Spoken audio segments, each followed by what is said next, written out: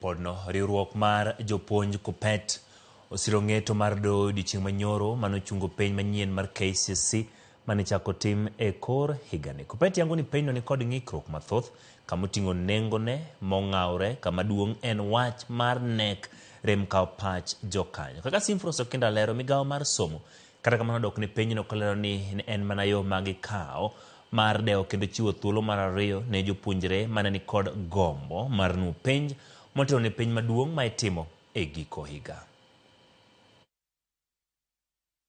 Ochungo penj maduong' mar KCSE ma ichano tim dwe mar 7 higa ka higa, jokanye sekta mar somo golo duondgi ewi penjno. Riwruok mar jopuonj sekondar KUPPET orwako ng'eto mar dohono ka giwacho ni penjno ne dhi kelo akwede kind jopuonjre kaluwore ni ong'aw nengone kendo jopuonjre ne ok dhi yudo thuolo mar nuo somo higa achiel motelo ne penjno kaka jowadgi mamoko. They were being charged money, 7,000, whether you are going back for one subject or two, which means that a serious discrimination with the poverty that we are witnessing in Kenya. So we felt that equality must be observed when we are dealing with education, because this education is a right,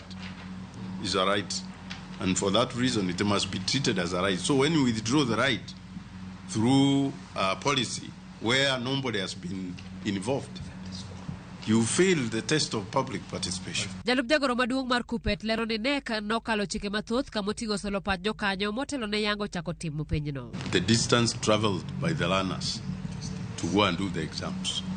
Secondly, these learners, the ones who have repeated, should have had an opportunity also to take instruction throughout the year so that they better their